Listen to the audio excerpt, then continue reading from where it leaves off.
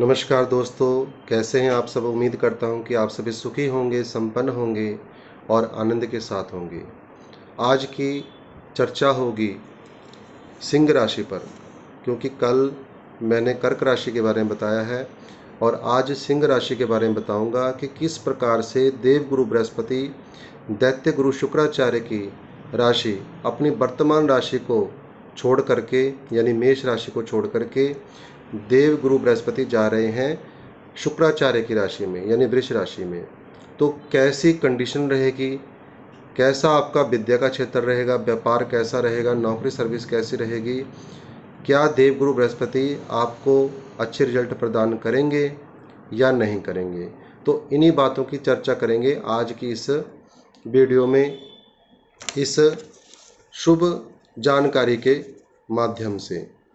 तो सिंह राशि में इस समय देव गुरु बृहस्पति, ये पहले तो ये बताता हूँ, जो मैं आज ये है चर्चा करने वाला हूँ, आप अपनी जन्म कुंडली खोल के देख लें कि आपका लगन कौन सा है। लगन का अर्थ होता है सबसे पहला भाव जन्म कुंडली का। वहाँ पर यदि आपके 5 नंबर है पहले भाव में, तो आज का यह जो भी जानकारी मैं देने वाला हूँ ये आपके लिए सटीक भविष्यवाणी होगी। नंबर 2, यदि किसी की राशि सिंह राशि है तो भी वह इस वीडियो को देख सकते हैं। तीसरी चीज़, जिनकी नाम राशि भी सिंह राशि बनती है तो वह भी आज की इस जानकारी को सुन सकते हैं और देख सकते हैं कि क्या हो सकता है आगे भविष्य में 1 साल तक।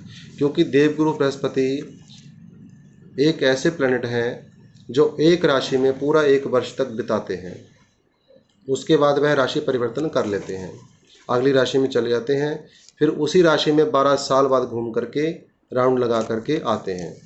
तो चलिए शुरू करते हैं। इससे पहले मैं चाहूँगा कि आप मेरे इस चैनल को सब्सक्राइब जरूर करें, लाइक करें, अपने मित्रों के साथ शेयर करें और पूर्ण जानकारी प्राप्त करने के लिए वीडियो को स्किप करके ना देखें, क्योंकि आधा अधूरा काम रह जाएगा, आपको समझ नहीं आएगी।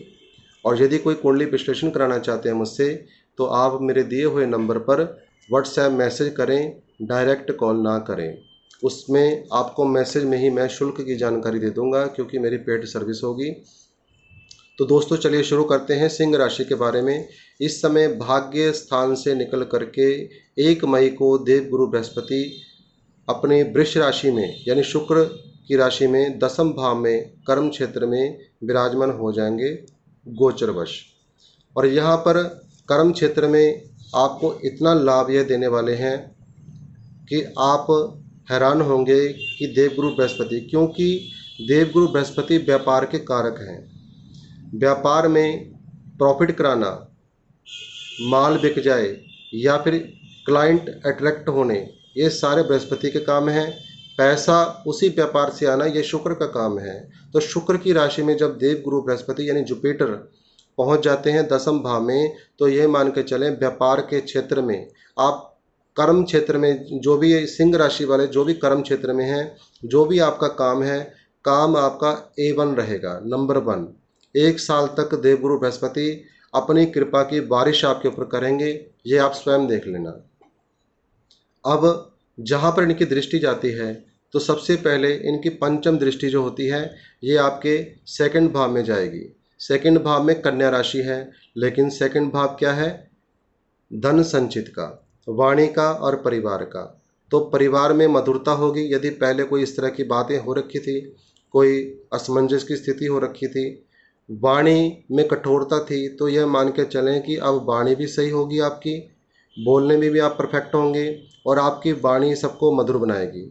परिवार में एकता रहेगी और सबसे बड़ी बात, व्यापार यानी कर्म क्षेत्र से आप पैसा अच्छा कमाएंगे और धन संचित करेंगे, क्योंकि 2nd हाउस संचित धन का होता है, जहाँ पर व्यक्ति अपने बैंक खाते में जमा करता है। जो जमा पूंजी का स्थान होता है वह दूसरा भाव होता है।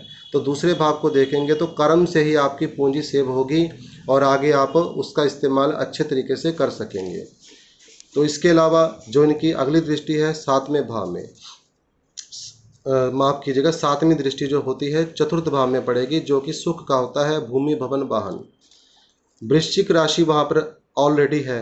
वृश्चिक राशि मंगल की राशि है और मंगल के साथ देवगुरु बृहस्पति की मित्रता है।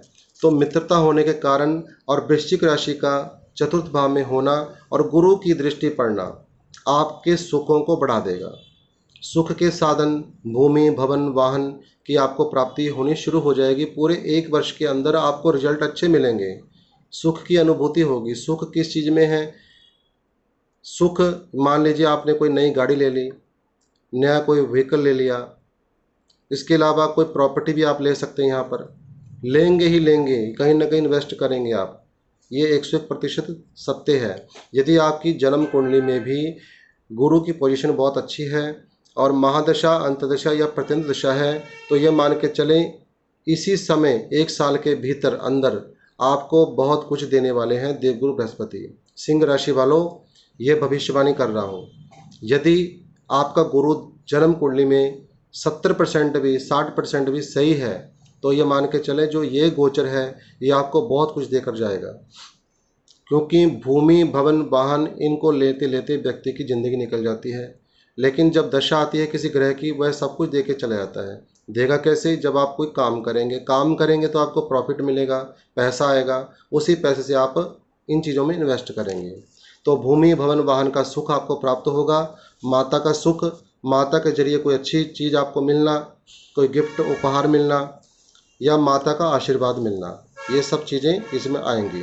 इसके बाद इनकी नवम दृष्टि जो पड़ती है छठे भाव में, छठा भाव यहाँ पर इनकी नीच दृष्टि पड़ेगी, यानी नीच राशि मकर राशि यहाँ पर छठे भाव में। जब देवगुरु बृहस्पति की छठे भाव में, उपचय भाव में दृष्टि पड़ती है, तो यह मान के चले आपके शत्रु आपके साथ मीठा बर्ताव करने शुरू कर देंगे। यदि आपको कोई शारीरिक कष्ट है, परेशानियां हैं, वह दूर होंगी। इसके अलावा यदि आप कोई हायर एग्ज़ाम देना चाहते हैं, जो स्टूडेंट हैं, तो उसमें भी आपको सफलता मिलेगी। उसके अलावा कोई रोग, ऋण, शत्रु का काम है, क्योंकि ये भाव ही रोग, ऋण, शत्रु का होता है।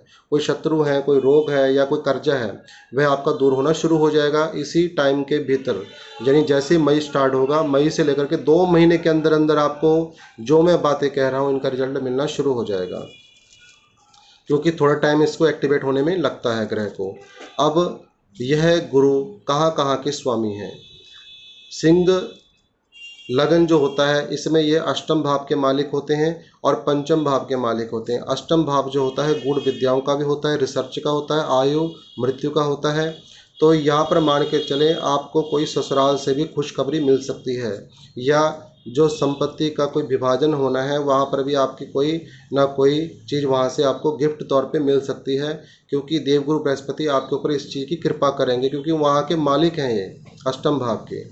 या फिर गूढ़ विद्या का कोई इस्तेमाल आप यहाँ पे करेंगे, जो कि आपने अपने पुराने एक्सपीरियंस में कोई ऐसी विद्या हासिल की है, वह आपके यहाँ पे काम आएगी। और पंचम भाव संतान, संतान की तरफ से आपको बहुत अच्छे रिजल्ट मिलने को दिखेंगे। और यदि आप विद्यार्थी हैं तो ये मान के चलें कि आपका स्टडी में खूब मन लगेगा और शिक्षा के क्षेत्र में आप आगे आगे बढ़ते जाएंगे। आपको एक अच्छी लाइन चूज़ करके स्वयं देवगुरु बृहस्पति देंगे, क्योंकि ये विद्या के कारक हैं, ज्ञान के कारक हैं। हमारे अंदर ज्ञान प्रदान करने वाले देवगुरु बृहस्पति हैं।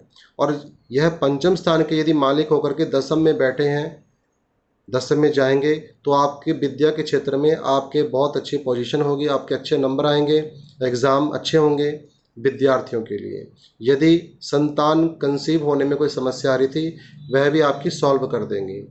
तो दोस्तों, मैं ज़्यादा लंबी चौड़ी बातें कोई नहीं कर रहा, जो मेन टॉपिक है उसी की बात मैंने आपके सामने की है। यदि आपको अच्छी लगी आज की यह जानकारी, तो लाइक करें, शेयर करें।